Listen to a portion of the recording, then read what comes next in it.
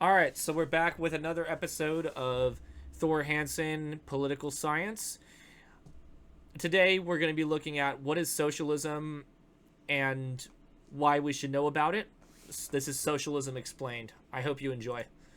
What is socialism in a nutshell? At its core, socialism is an economic and political system that aims to achieve a more equitable distribution of wealth and resources in society. There are five main points to it. There's more, but this is the best description in a nutshell I could give in its simplest form. It composes of the public and social ownership of the means of production.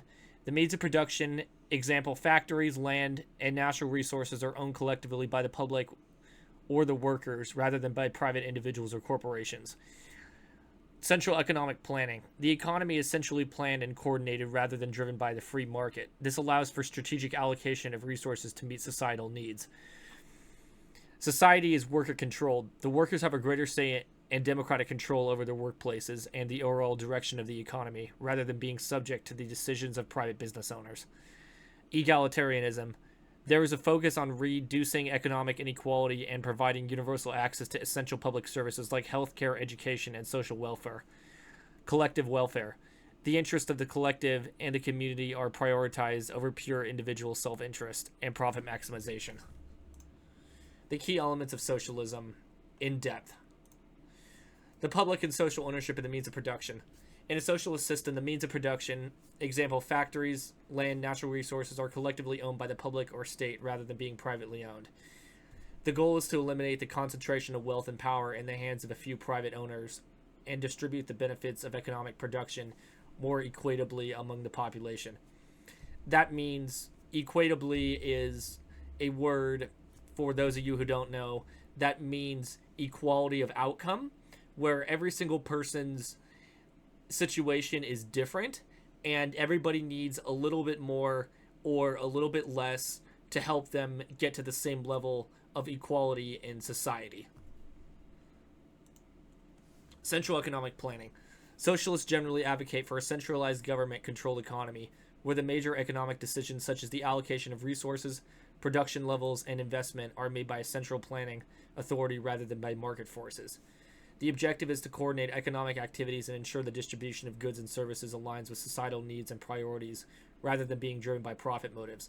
In other words, because of the centralized government-controlled economy, there is no investment other than government investment. There is no stock market in a socialist economy because that would indicate private ownership and allow the capitalist class to rise in the economy and create inequalities within that economy.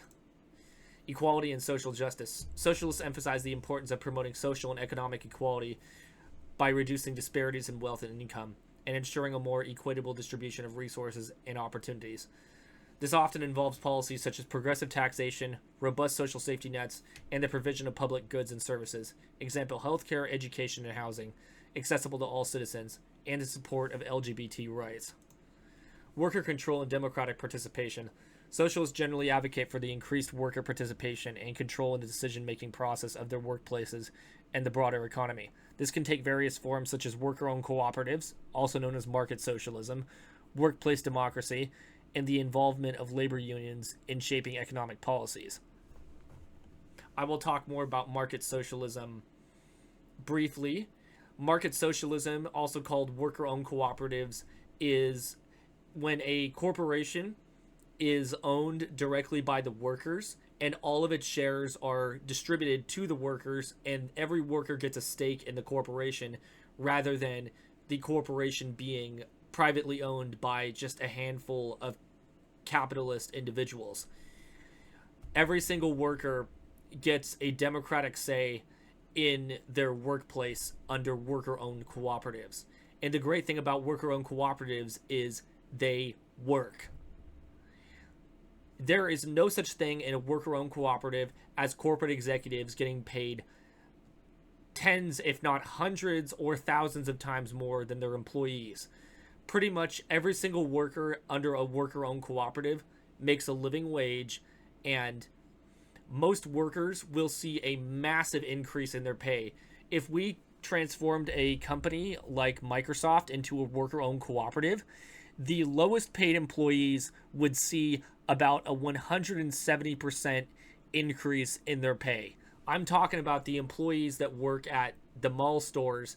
They would now be making about $78,000 a year, and the workers that are in the offices would see about a 78% jump in their pay, and they would now be making around $150,000 a year, as opposed to around $80,000 a year.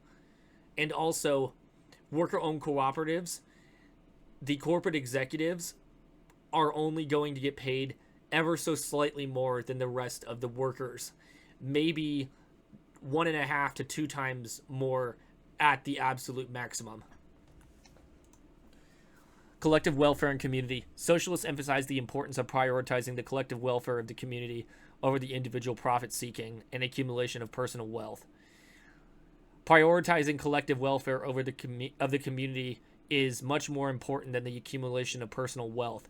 Everybody has to be taken care of. Everybody's needs in the community must be met. This is far more a greater importance than achieving personal wealth. This can involve a provision of universal social services, the promotion of collective decision-making, and the fostering of a sense of shared responsibility and solidarity within society. Basically, with collective welfare and community, all workers are going to be making living wages, and corporations, which are either cooperative corporations which operate with government oversight or state-owned corporations, need to be paying their workers a living wage under all costs.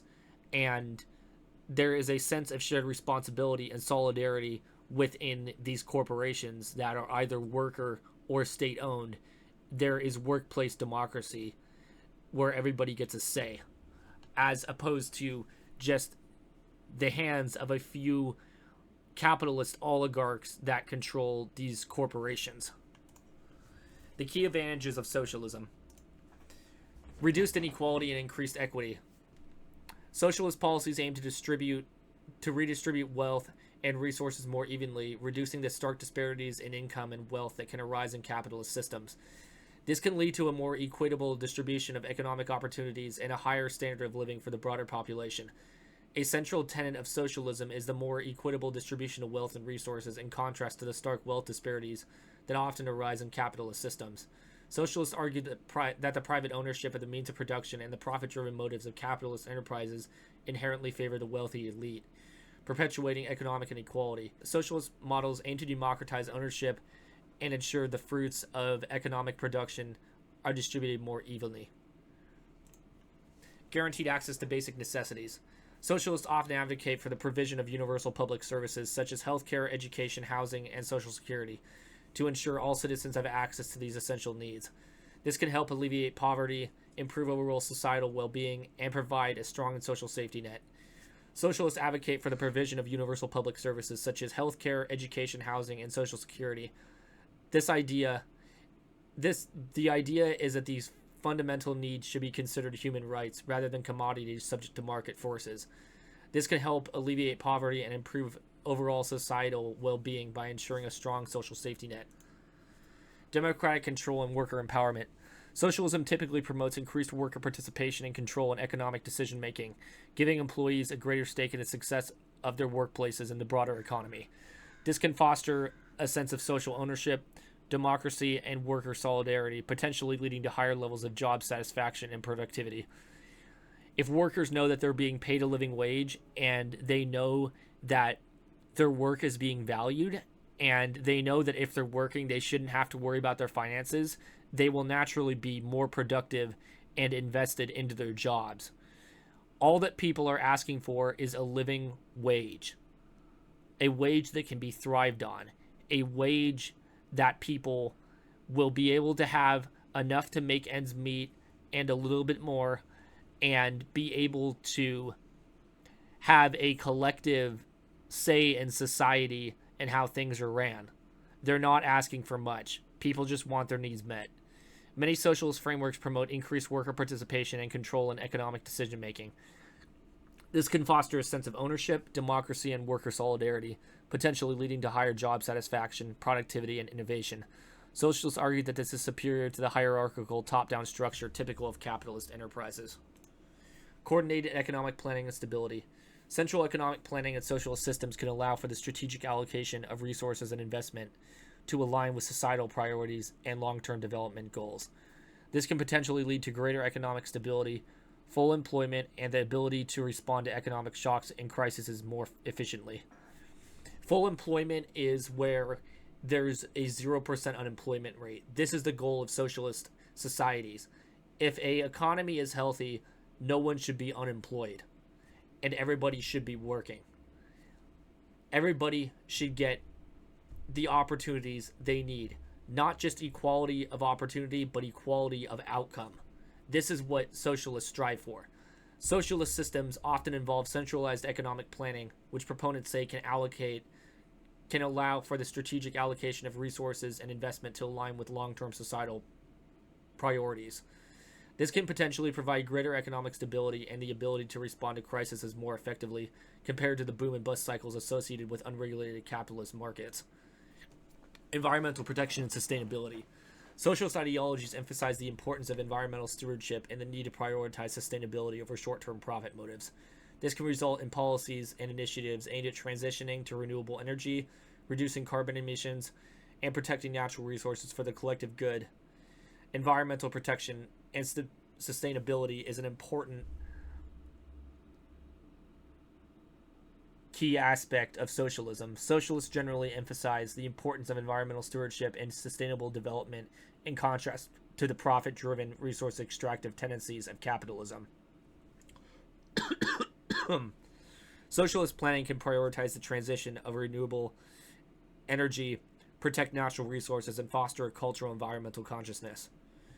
Promotion of collective welfare and community. Socialism emphasizes the importance of the collective over individual self-interest, fostering a sense of shared responsibility and community-oriented values. This can contribute to a stronger social fabric, greater civic engagement, and a heightened focus on the well-being of all members of society. Socialism places a greater emphasis on the collective good and community-oriented values rather than individual self-interest.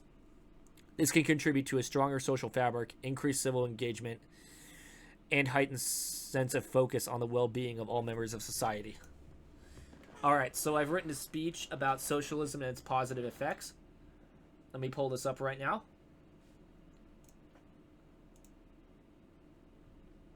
The pros and cons of socialism. I call it socialism and its positive benefits. As economic inequality continues to rise in many parts of the world, and the shortcomings of unfettered capitalism become increasingly apparent, the idea of socialism has regained traction in public discourse. While socialism remains a highly debated and polarizing topic, it is worth examining the potential advantages and benefits that a socialist economic and political system can offer. One of the central tenets of socialism is the emphasis on reducing inequality and promoting more equitable distribution of wealth and resources. In capitalist systems, the concentration of wealth and power in the hands of a small elite class can lead to stark disparities in income, opportunity, and quality of life.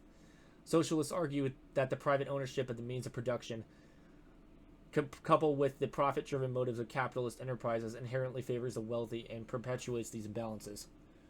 In contrast, socialist systems typically advocate for the public or collective ownership of the economy's core assets, such as factories, land, and natural resources. This shift in ownership structure is intended to ensure the fruits of economic production are distributed more evenly among the population, rather than occurring primarily in a small amount of private owners and shareholders. By democratizing the central control and distribution of wealth, socialism aims to create a more level playing field and provide a stronger social safety net for all citizens. Closely tied to the goal of reducing inequality is a socialist emphasis on guaranteeing access to essential public services and basic necessities. In many socialist models, this assumes a central role in providing universal health care, quality education, affordable housing, and comprehensive social security programs. The rationale is that these fundamental needs should be considered human rights rather than commodities subject to the whims of the market. By ensuring that all citizens have access to these vital services, regardless of their income or social status, socialism can help alleviate poverty, improve overall health and well-being, and provide a sturdy foundation for the individual and societal development. This could translate into tangible benefits such as longer life expectancies, lower infant mortality rates, and the increased social mobility, ultimately leading to a more equitable and resilient society. Another potential advantage of socialism is an emphasis on democratic control and worker empowerment. Many socialist theorists and practitioners have advocated for increased worker participation in economic decision making, either through the establishment of worker-owned cooperatives or greater involvement in labor unions in shaping policies and practices. This shift towards workplace democracy and employee ownership can foster a greater sense of ownership, responsibility, and investment among workers, potentially leading to higher levels of job satisfaction, productivity, and innovation. Furthermore, the socialist commitment to a collective welfare and community-owned values can cultivate a stronger social fabric and a heightened sense of civic engagement. By prioritizing the well-being of the entire population over the pursuit of individual profit, socialism can encourage a culture of mutual support, solidarity, and collective responsibility. This can manifest in various ways, such as greater community involvement, stronger social cohesion, and a more robust civic infrastructure that caters to the needs of all citizens. Proponents of socialism also argue that the centralized economic planning inherent in many socialist systems can provide a greater stability to the ability to respond more effectively to economic crises and shocks.